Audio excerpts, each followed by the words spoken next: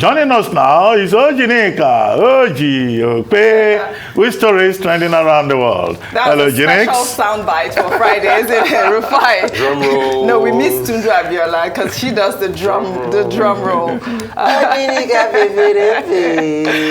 Another Friday, why not? I can't believe it's Friday already. Oji, you need to play that video. Which one is it? Pepper them. Oh, my video? Yes. next you week. need to play that video. Next week, and Dr. Batis Buga. Next week. Why not? Well, all right. Yeah, I'm sure you won't embarrass me on that. You are my, how do you say it, Egbo? Well, all right. Good morning to you, viewers. Here are some of the stories that are trending across the globe. In the United States, world's richest man, Elon Musk, has completed his $44 billion takeover of microblogging platform Twitter. It is reported that a number of top executives, including the company's chief executive, Parag Agrawal, have been fired. Musk, in a tweet on Thursday, said he bought the social media platform to help humanity and for civilization to have a common digital town square. On October 26th, the billionaire had posted a video of himself walking into Twitter's headquarters in San Francisco, carrying a kitchen sink with the caption, "Let that sink in." In Nigeria, following terror alerts issued by the governments of the United Kingdom and the United States, as well as the advisory issued on October 25th by the U.S. Department of State Services for non-emergency government employees and family members working in the Federal Capital Territory, Abuja, to leave the country. A video showing diplomats at the Abuja International Airport departing to their respective countries has made the rounds on social media. Yeah, diplomats, we have 1, 2, 3, 4, 5.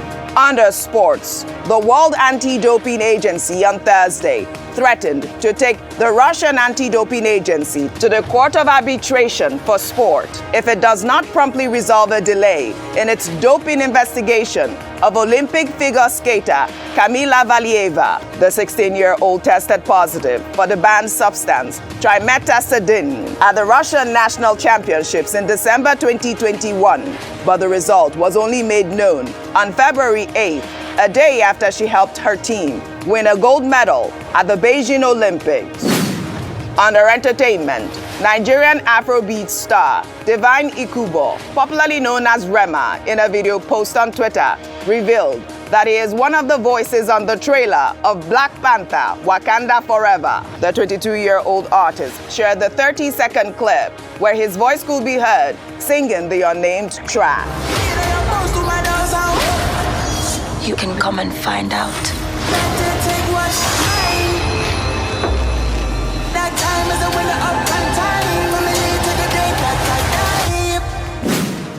Finally, Hollywood stars paid tribute to the late Chadwick Boseman at the world premiere of Black Panther: Wakanda Forever. Actress Letitia Wright, who is potentially the next Black Panther, wore an outfit similar to Chadwick Boseman's outfit from the 2018 Oscars ceremony.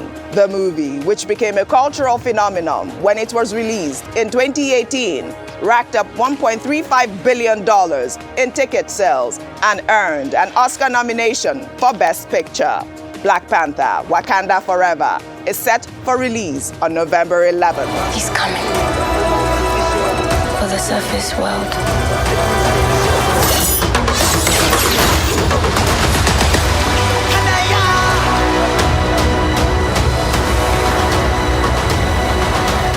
Well, let's begin what's trending. The governor of Lagos State, Babajide Sanwo-Olu, on Thursday commissioned 62 new fire equipment recently purchased to improve emergency response in the state. The commissioning was held along with a passing out parade of 435 newly trained firefighters. Well, during the ceremony, the governor called on residents of Lagos to join in the effort by protecting the fire equipment and other public assets. Well, let's take a listen to the governor before we come back for a discussion. The Lagos State Fire Service and Rescue Service Agency, where we'll be handing over, right behind me, 62 newly acquired high-end firefighting equipment. This administration has continued to build enduring legacies through infrastructural development, which has led to the rapid growth in our population, institutions and investment. It has also brought in billions of investment into the state, thus making our city and our state a heaven of unending opportunity and possibilities. This heartwarming development comes with an increased need to step up effects in areas of safety of life and properties, as well as timely response to emergencies when they do occur. We have taken steps to invest in risk mitigating against natural and man-made disasters like flooding, fire outbreak, collapse of building, and otherwise, which could negatively impact the lives of our citizens, shatter their dreams, and deplete their hope for a better tomorrow. Well, the new firemen just recruited into the Lagos Fire Service by the governor performed their passing out parade at the commissioning ceremony. Let's take a look.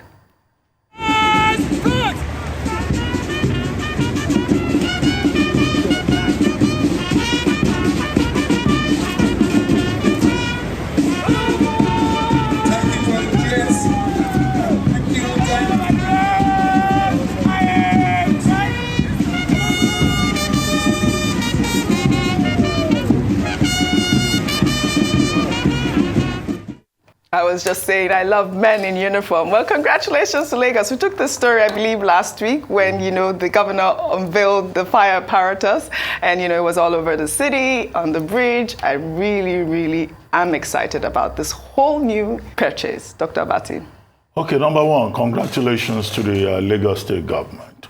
The first thing to note is that the fire service is on the concurrent list.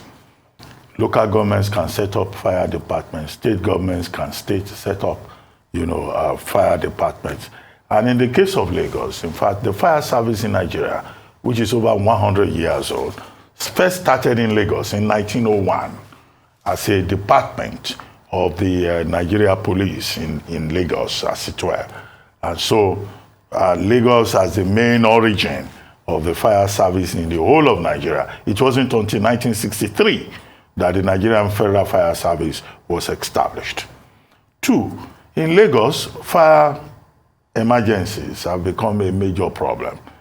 Now and then, you will hear that there's a fire service in one market or the other. The markets in Lagos are always going up in flames. And there have been occasions when we have seen the complete inefficiency of the fire service in addressing those emergencies. Either they don't have the equipment, or they do not have water, or they do not have, the relevant modern facilities that are used. So that's why it's important that the Lagos State government is investing in that department. And I hope that that will serve as an example for other state governments and also for local governments. What has the Lagos State government done?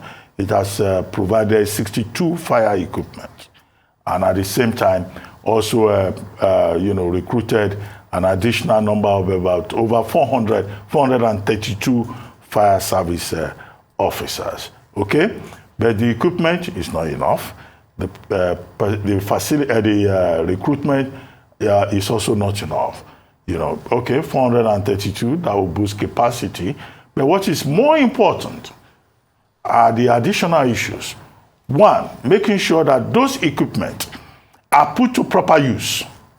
We have seen in other parts of the world, in Japan, in China, when there is a fire incident, we even have helicopters involved in fire service deployment. Okay, so that's why I say maybe the equipment is not enough.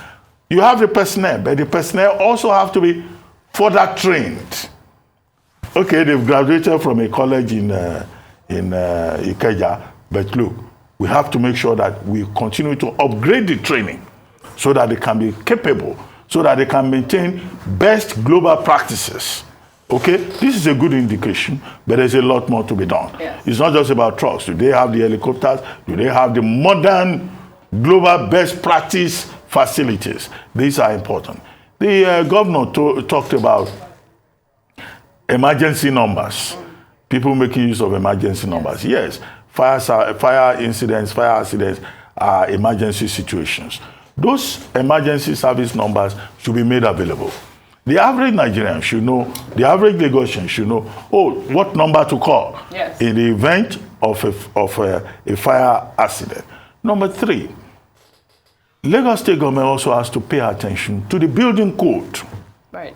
Because embedded in the national building code that most people do not respect is, preparations, provisions for how to manage emergencies. For example, you can't have a building that has only one exit. You will never find such a building in other parts of the world. So in case of an emergency, if you cannot use the lift, you will use the staircase. If that is not available, out of your apartment, there will be at least 2-3 exits.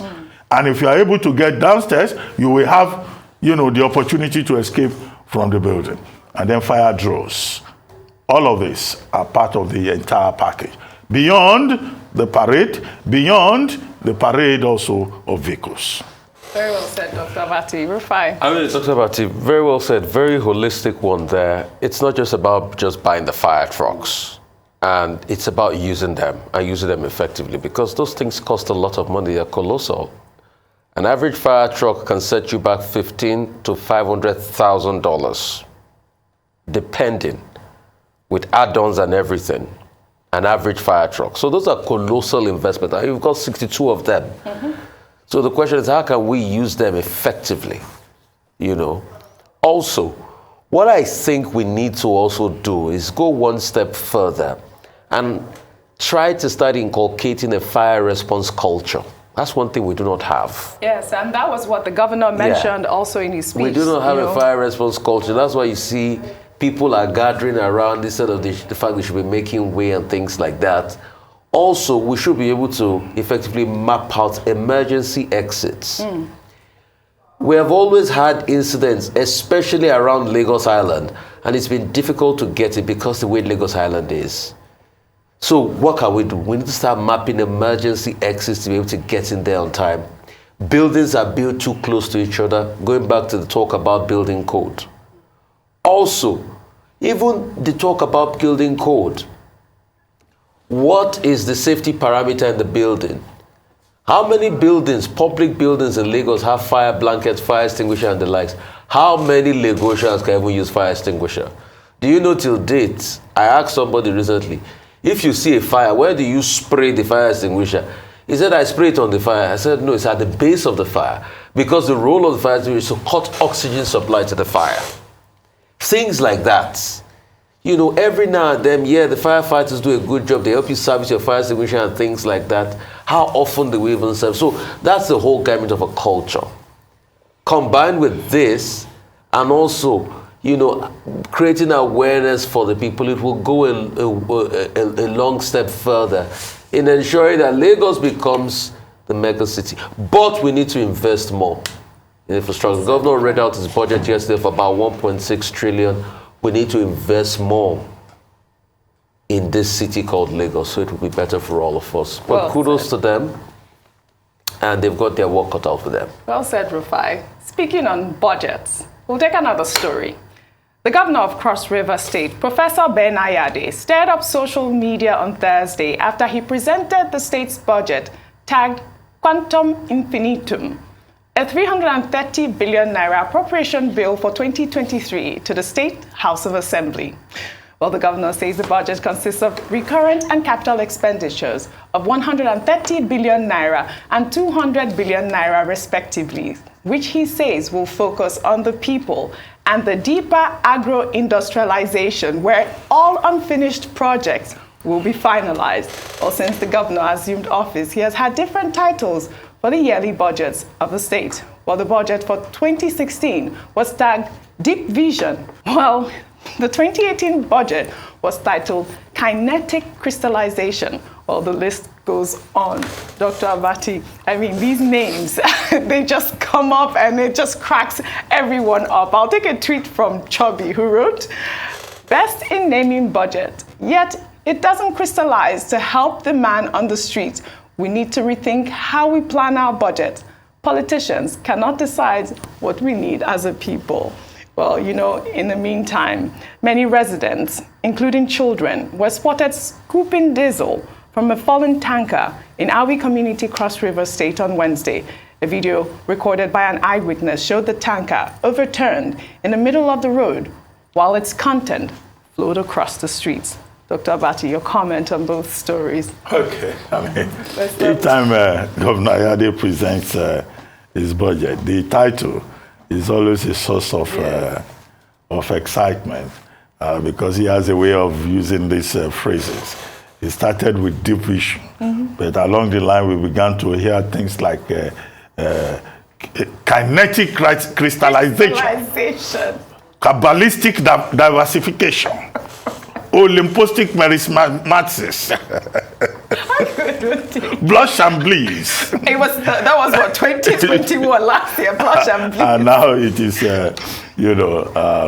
quantum infinitum. I'm sure that the people of Cross River State, they're excited about all of that. But it's not enough to just come up with these fanciful phrases. I think that the tenure of Governor Ayade, his two-term tenure, will be assessed at the end of the day in terms of what he's been able to do for the people of Cross River State. And next year, he will be completing his second term in office. So the people of Cross River State will be able to come forward and say, well, when Ben Ayade was governor, this was how he performed. Because it's not enough to just present the appropriation bill before the House.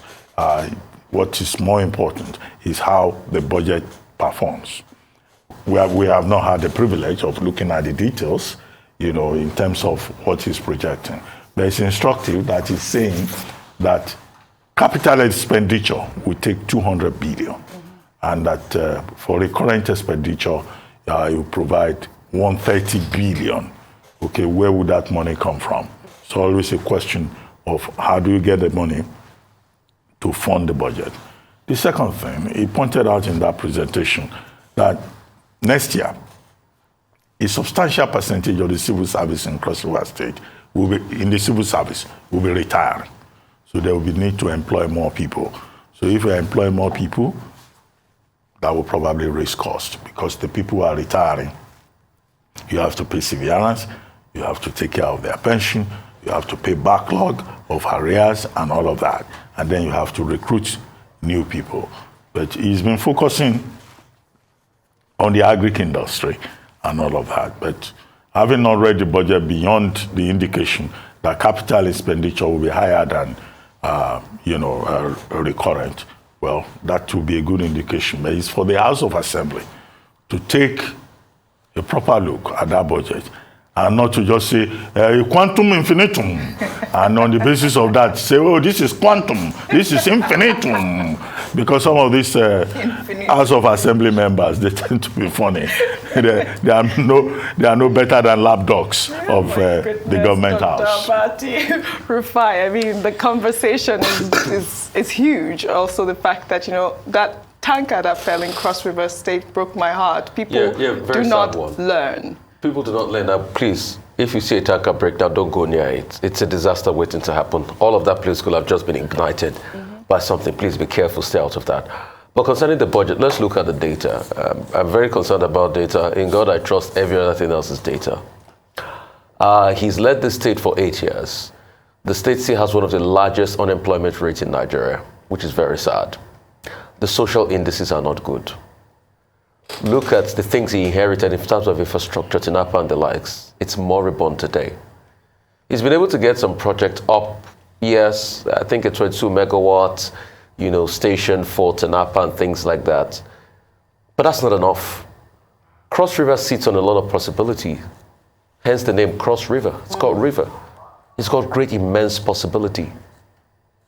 Calabar used to be the colonial hub in this country. In fact, the first capital of this country. What has he been able to do with the land and the air and every resource possible? Has he been able to continue the tourism potential in the state as started by other administration? We don't even have the festivals in December any longer, correct me if I'm wrong. And it's not just about making budget, it's about how will you get the money to fund it? What are the sources? What's the IGR of the states? I'm sure it's not that high, because this was the same governor that was crying in 2018 when he had the budget of kinetic crystallization. And he put a budget of 1-point-something trillion, and he was crying that he needs divine intervention to raise the money. We don't need people that cry over budgets. We need people that think about solutions and do the hard work. And I think that's why 2023 elections matter. It's not about the blush and bleeze or the razzmatazz or the quantum infinitum or the glorious names. It's about how the budget can truly work for the people. Because it is projects that work for the people. Yeah. Free education in the Western region by Awolowo didn't have all the razzmatazz and the name on it. But Awolowo had the commitment to spend a third of his budget on providing quality primary education. Till date, people still talk about it. And we had empirical proof. Because primary school enrollment in the Western region increased because of that. Yeah. We want things that can affect the lives of people. Right. Rufai, do you know what quantum infinitum reminds me of? Yes, from physics. A James Bond movie. Yeah, now I Quantum feel of like Solace. like that. It was Quantum of Solace, Yeah, wasn't Quantum it? of Solace, You yes, see? yes. I'm going to say a James Bond movie tonight. Well, thank you both for your Thank great you. Bless you. analysis, Yeah. as always. Well, that's all I have for you on What's Trending today. I'll see you all next week.